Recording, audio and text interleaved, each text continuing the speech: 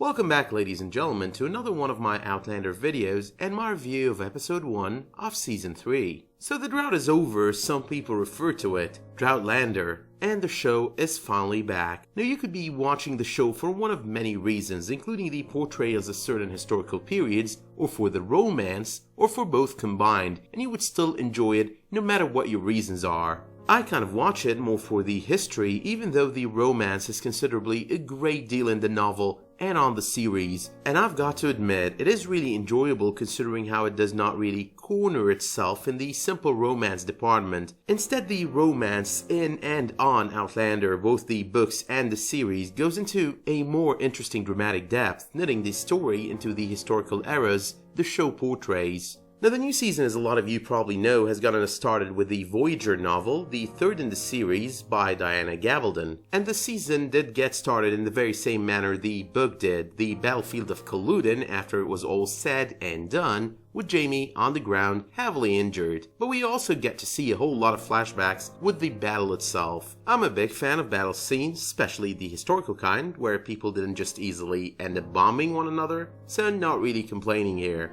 Those flashbacks from the battle were done really well, and they did give us a brief of how it all went down. But most importantly, those flashbacks had these satisfying moments, seeing Jamie spot Jack Randall on the battleground. Now, having read the books, you're really waiting for the moment you see his body turn up on the battleground. So it was kind of very satisfying to see him dead on top of Jamie as he pushes the body covering his away. It was even more satisfying watching Jack take a couple of stabbings from him there. But this must be a record there. 2 satisfying TV deaths in the span of 2 weeks. The first was Littlefinger on Game of Thrones, getting what he's deserved all along, and now there was Jack Randall. I'm really not a hateful person or a person who loves blood for the sake of blood, but that guy deserved to be stabbed 100 times over. Now I know this might not work well for a lot of people viewing this video, but I was definitely looking forward to his death more than I'm looking forward to the reunion of Claire and Jamie. Don't get me wrong here, but that man has put a lot of people through a lot of shit, so I was definitely looking forward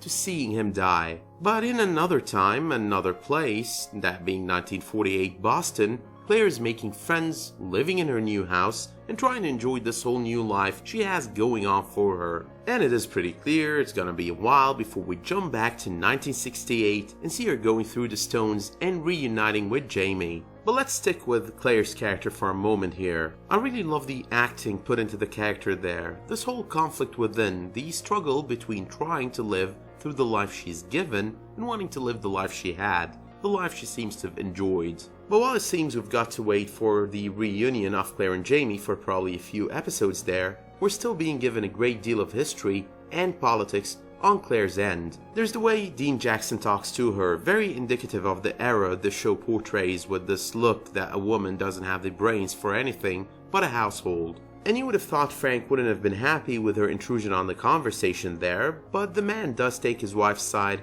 in a very smart and subtle manner. And he does seem very appreciative as well of how she let it go and did not make it into a big deal. And the interesting thing is that action alone proves how smart she is as a woman. But with this whole sequence, you could actually see where the show will be going with this and the kind of struggle Claire will have to deal with over the course of her life in Boston. And of course, the relationship between Frank and Claire doesn't seem to work out so well, which is kind of expected. Going through childbirth seems to be the thing that slowly starts bringing them closer. Frank seems to be very supportive and caring there. It is extremely amazing how the actor is managing to play 2 distinctive roles on the show, opposites on 2 ends of a continuum. But jumping back to Jamie's end, we've got Harold Grey, Earl of Melton, walking in. And even with that moment and all the executions that followed, we knew that Jamie would survive. If you haven't read the novel before and you knew he would survive because, well, the whole thing is about Claire and Jamie, you watched the trailer and it wouldn't make sense if he dies. Now, if you've read the book, you knew it was going to be about an eye for an eye kind of situation, given how Jamie once spared his younger brother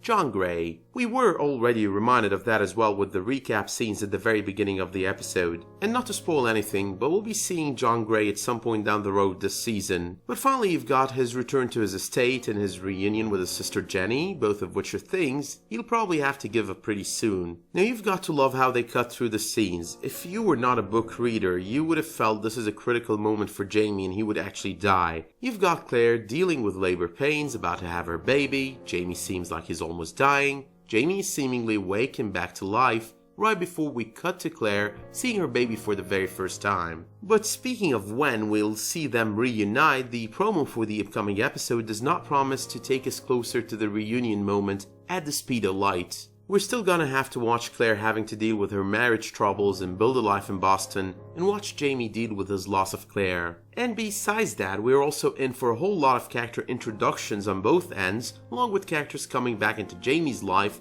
once they were supposedly long gone. I don't really want to spoil a lot from the books in case you haven't read them or in case you've forgotten some of the details. I'm sometimes vague on some of the details there, but I do expect some things will be done differently on the show considering the limited episode count of 13 episodes. And if I were to try and predict the timing of the reunion, I'd say it would happen around the 6th or 7th episode at the pace things are going. So it is gonna be a long ride that we'll have to enjoy no matter what it is that we're looking forward to on the show. But all in all, it was a pretty good episode. Not the best, not the most interesting yet this season, because what is to come is even better. But I would rate it with an 8.5 to a 9 out of 10 for the two scenes I highlighted the most on this video: Jack Randall's death and the argument between Claire and Frank's boss. So do let me know in the comments what you thought of the season premiere and if you were enjoying the fact that the show is finally back. Let me know as well what scene or sequence of scenes did you enjoy the most on this episode and what it is you look forward to the most on this season. You can also drop me a comment if you think I should be going for these quick reviews of Outlander on an episode by episode basis. Now if you did like this video, make sure you slap it a much appreciated like, and while you're at it, you can always subscribe